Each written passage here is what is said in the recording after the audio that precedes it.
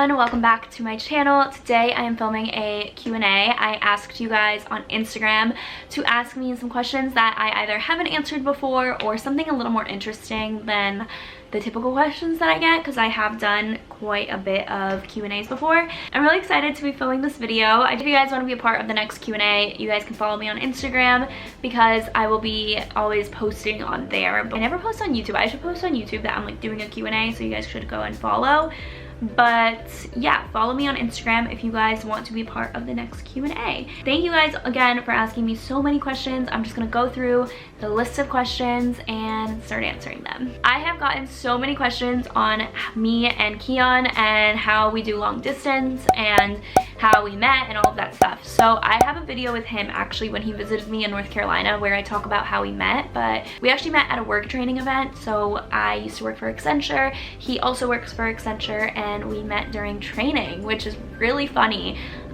Just because it's like such a random place to meet someone, and we both lived in totally different places. I was in Charlotte, North Carolina, he was in Oklahoma City, but it was just one of those things where we just like hit it off. I don't know, we were talking a lot, and we actually weren't even talking a lot. We met one night and then the next day, and that was it. But I don't know, it was just one of those things where I enjoyed his company, I guess. But a lot of people ask if we're long distance and how we make that work. And yes, he lives in Boston right now and I live in New York City, and we are long distance. Obviously it's a lot better than when it was Charlotte to Oklahoma City. That was like definitely, that was a 3-hour flight. It was a time change, it was expensive flights, it was a layover, you know, so that was hard. So now we're just a train ride away or a car ride away, and it's really nice. Basically, a lot of people ask how we make it work. We also don't know any different. Like, we started long distance and now we're even closer.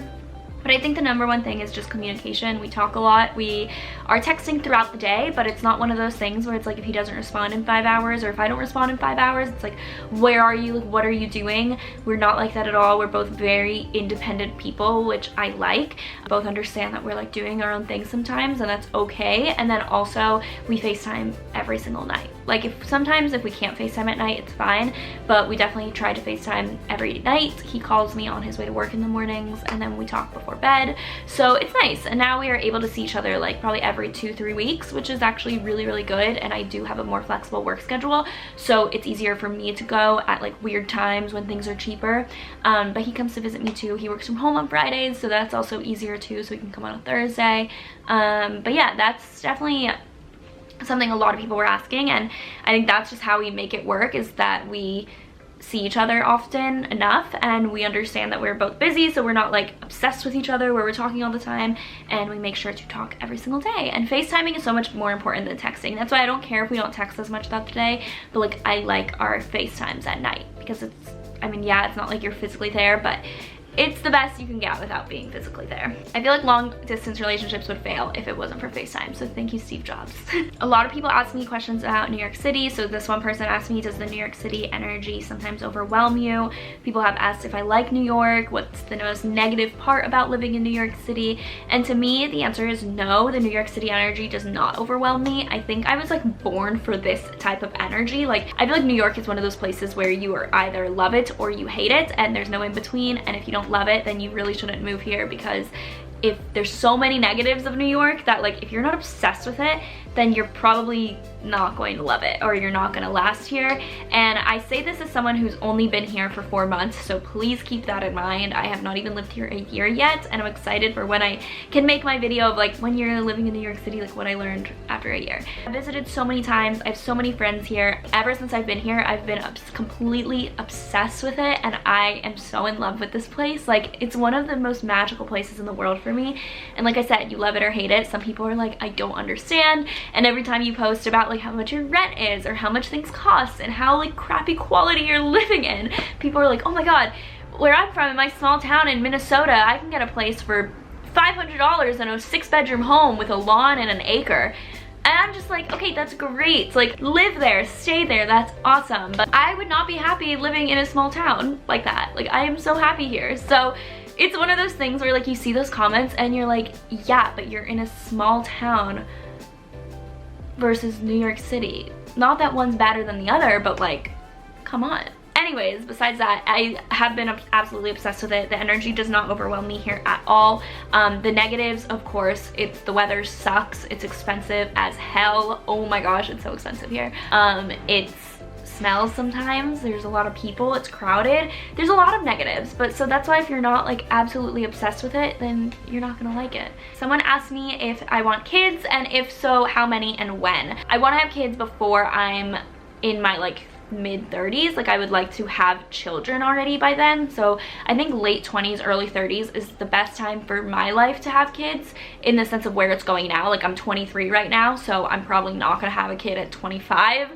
I hope not. Like that's not what I want right now, but probably I'll have kids in my late 20s, like from 28, 29, early 30s. Like I want to have a kid before I'm 30 if I could choose, but you never know what's gonna happen. What career path would you take if you weren't a YouTuber? I have always said that I want to start my own business one day, so if I wasn't a YouTuber, I think I would just have started something else.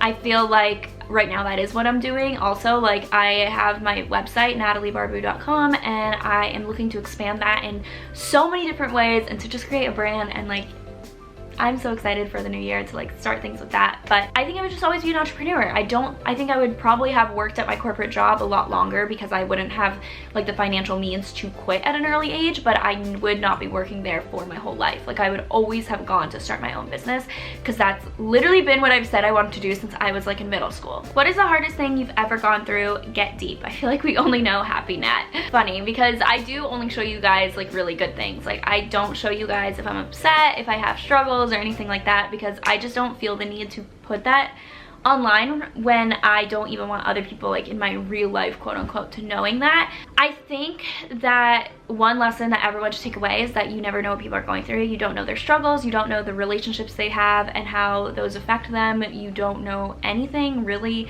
personally about them except what they decide to show you. So I really hope that people keep that in mind when they're making assumptions and making straight up judgments about people, about like, oh well, like this is the type of person she is.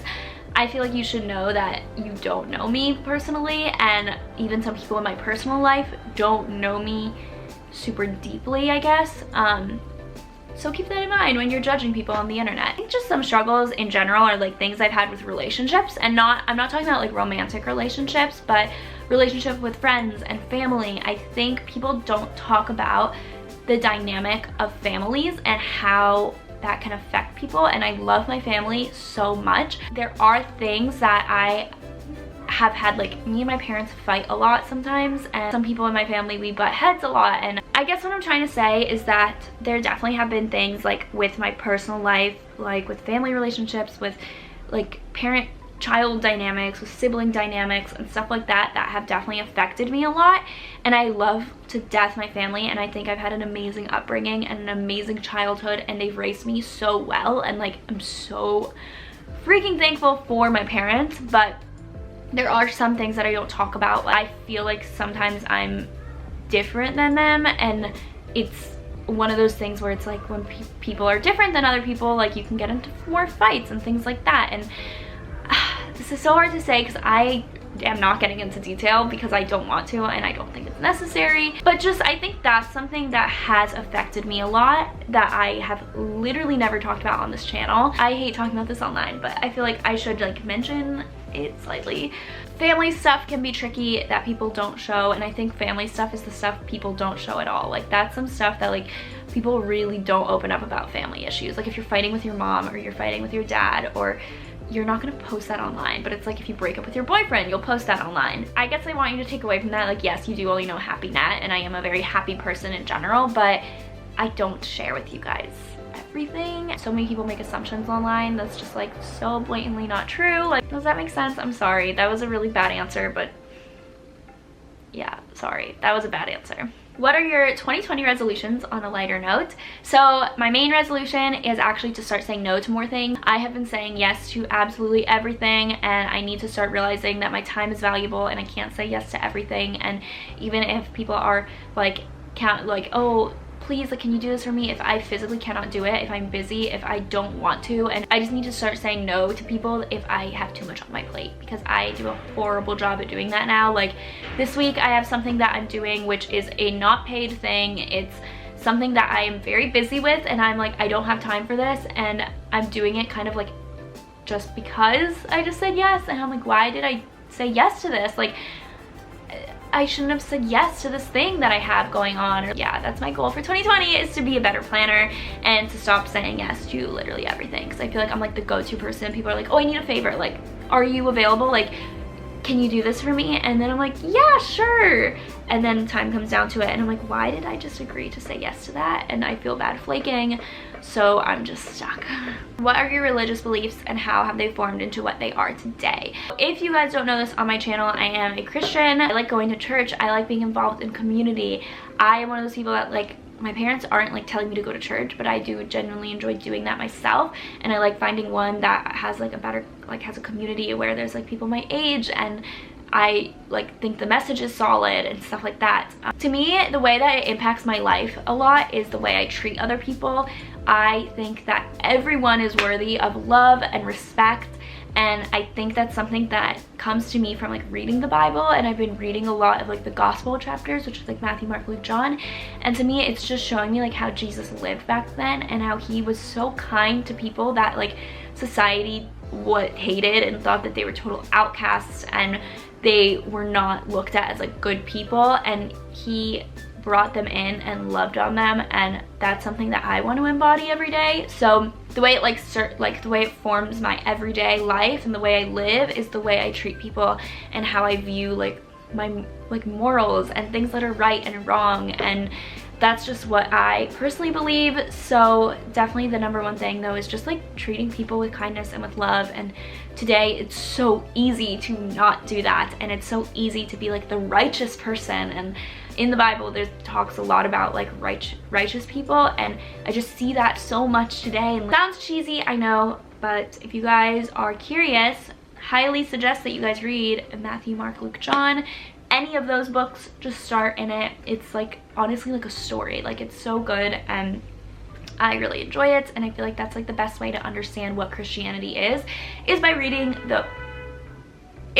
those books. Do you think you'll ever write a self-help book? Oh my gosh, one of my goals in life is just like write a book one day, even if no one reads it. Like I would love to write a book one day. I don't know if it'd be self-help, but I would friggin' love to write a book one day. When I was younger, I also used to want to be an author. That was like my first thing, and I remember writing like chapter books and reading them to my family and stuff. So yeah, I've always enjoyed writing, and I do eventually want to write a book, but that will not be until I have like life experience. Do you see yourself living anywhere else anytime soon? No, I can't. People are always like, where do you want to go after New York? And I'm like, let me just enjoy being here for now. I love it here so much. I could live here forever. I don't want to have kids here, but then I'm like, isn't that bad? If I were to live here with children, I would want like a big apartment or house, and I just don't want to spend the money that it costs to be here for that. Like you can get so much more for your value somewhere else, like I was talking about in that rural small town. And when I have kids, that's probably what I'm gonna want more than like a city life. Yeah, I don't see myself living anywhere else now, but in the future probably.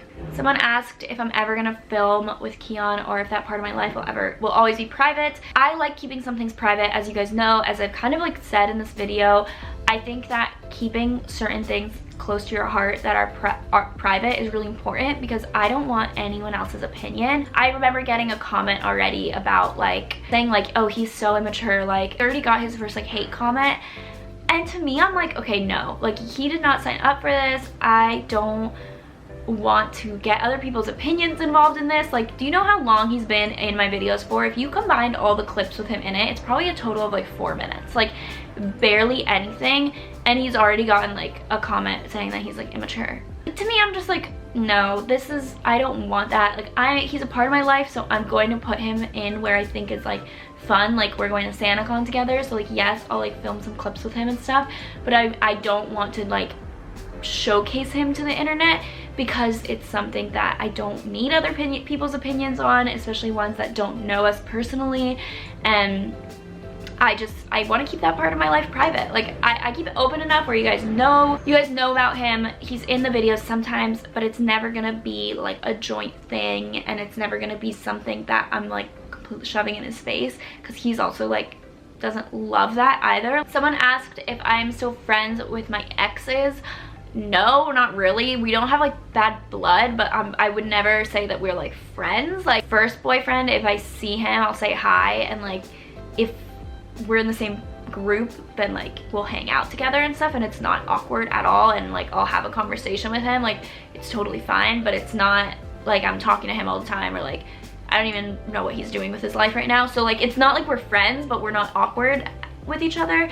And then my last boyfriend we broke up, and like I just like haven't spoken to him or seen him since. I don't have any bad blood, and I don't think there's bad blood between us, but we just like it was one of those things where it's like, okay, let's just like not talk anymore. Does that make sense? I don't know. It's just like one of those things where it's like, okay, we're just like not gonna speak anymore because there's no point. And I think when you break up with someone, it's best to like stop talking to them completely, and then later on, if you guys could talk and you guys could be friends, great. But in the beginning, like out of sight, out of mind. We've just stayed in that like out of sight, out of mind mentality the whole time. So I don't know, I would never say that I have anything against any of them. Like I think they're both cool people, but we are not like friends, if that makes sense.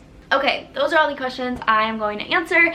I hope that you guys enjoyed this Q&A. I had a lot of fun filming it, and I actually gotta go. I'm already late for my next thing. So I love you guys, and I'll see you guys in my next video. Bye guys.